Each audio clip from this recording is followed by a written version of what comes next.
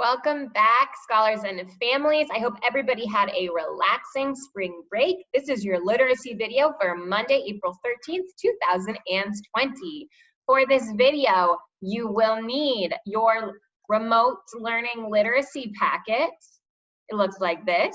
You can either have this printed or just be following along with this video. If you're just following along with the video, you need a piece of paper and a pencil.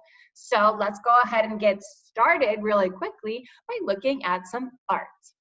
Now, when we notice a text, we pay close attention to the things that make up the text, the words. And when we look at a piece of art, we pay close attention to the things that create the details, such as the lines, the shapes, and the colors in the art. The first thing we're going to do is just notice and wonder. We're going to notice and wonder. We're going to good job about this work of art.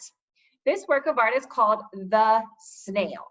And so you can either, if you have the digital copy of this packet, click on the link right here, or you can type this into the search bar, or you can just pause the video right here and look at the snail. I'm going to show you, I'm going to show you the snail. This is the web page you can visit if you're trying to go to the snail. So what you can do right now is pause the video right here. Take 1 minute to notice and wonder about this painting, and then I'll meet you back here. Your minute starts now. Welcome back. I hope you had a great time noticing and wondering about the painting. So let's go back to our packet right here. First things first, what did you notice about this work of visual art? These are some of the things that I noticed. So what I would do is I would fill in this blank in my printed packet. I notice colored shapes. I notice a big blue rectangle at the bottom. I notice an orange frame around the image, 2 small orange rectangles. That some of the edges of the shapes look like they've been ripped. And what I would do is I would fill that in on this line right here. You can pick anything that you notice and write that down. If you're writing on just a piece of paper, you're going to take your pencil and write I notice, and then write the things that you notice at the very top of your blank sheet of paper. Once again, you are looking at this image and writing down what you notice. I notice. Go ahead and pause the video now to write I notice and what you noticed. Nice job. Now you're going to write what you wonder. These are some things that I wonder. Why did the artist choose bright colors? How did the artist make this? What does the picture show? Who made this work of art? These are the things that I'm wondering in my brain as I look at this photo.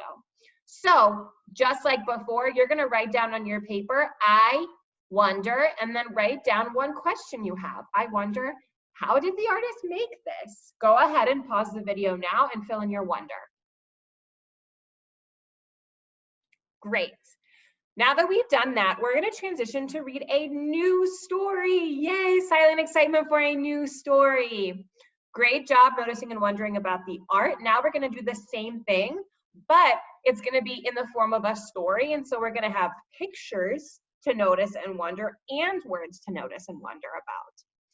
The illustrations in the book that we're going to read are so special that the illustrator, who is also the author of this book, won a medal for his illustrations. Remember, those are the pictures. This means that the judges who are experts on books thought that this book was one of the best at showing meaning through its pictures and stories. We're going to read the book called 7 Blind Mice. You're going to say that on 2. 1, 2. Oh, that microphone came back. That means I want you to repeat after me. 7 blind mice. Your turn. 1, 2. Good job. We're going to pay close attention to the words, the illustrations, and any other details that catch your attention. You're going to listen to the text except for the last 2 pages of the story. what you're gonna do is follow this YouTube link to watch the story on YouTube.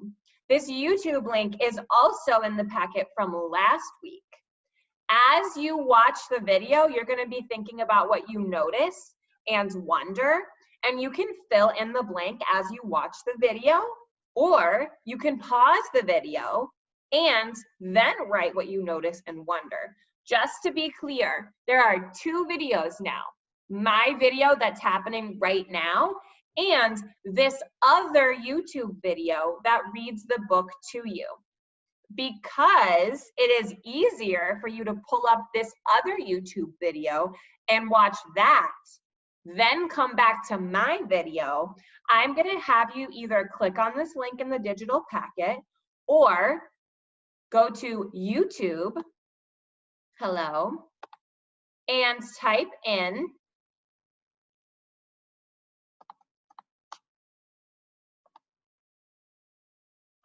the link, or you can type in 7 blind mice up here in the search bar and you should come to this YouTube page. What I would like you to do is watch the video until you get to the very end. Do not watch the last 2 pages. So please stop when you get to this point in the video, 2 minutes and 25 seconds.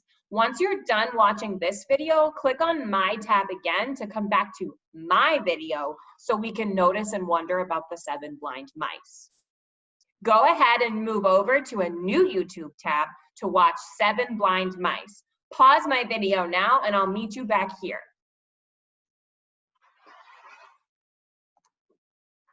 Great job. Did you like that story? I sure wonder what happens at the end.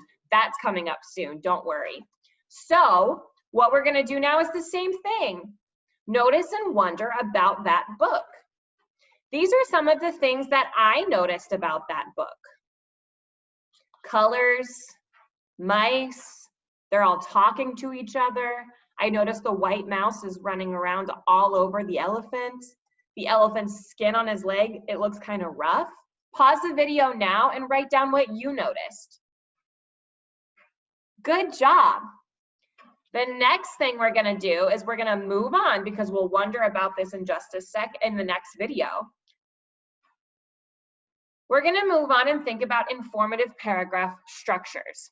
So all of your noticing and wonderings about that new text, we're gonna keep that in the back of our mind so we can bring that up the next time we're going to talk about 7 blind mice. For now, we're gonna go back to the hare and the tortoise and practice informative paragraph structure for just a little bit to make sure that it stays fresh in our brains. Remember when we made these charts? I do too. This was the sample chart that I made to show the moral or lesson of the hare and the tortoise. Even if you are slow, if you keep going, you can win the race. And these are the details that I used to prove this lesson, that that tortoise won the race, that he took a break and napped, the hare took a break and napped, tortoise did not give up or take a nap, and he kept going slowly and steadily. Now we're gonna take a look at the hare and the tortoise topic sandwich. Remember, the top part of your topic is your bun. This is the topic part of your paragraph. That's like the bun at the top. The information, that's the juicy facts and details in the middle. And your conclusion, that's gonna be like the bun at the bottom. That restates the topic or the lesson of this story. So now, what you have in your packet looks like this. It's pretending to be a little hamburger bun up at the top and a bun at the bottom. And you are gonna fill in the details. You're gonna fill in the, yes, fill in the details. So here is the lesson topic. Here is the lesson topic in the conclusion. Your job is to fill in the details of the story.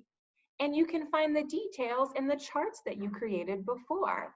So what you're gonna do now is you are either going to fill in this if you have your packet printed, or copy the topic statement on your paper, Draw 3 lines on your paper to use complete sentences when writing the supporting details for their paragraphs, and then you can copy the conclusion. What I mean is, you can have an adult or you write down this part, come up with your own details, and then write down the conclusion on your own.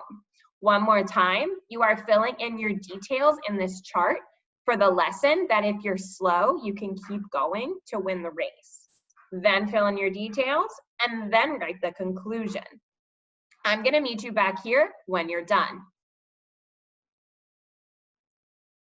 Great job. I love all of your details that you included in your informational paragraph. Thumbs up for you, double thumbs up for you. Excellent. So just a reminder, our informative paragraphs start with a topic statement.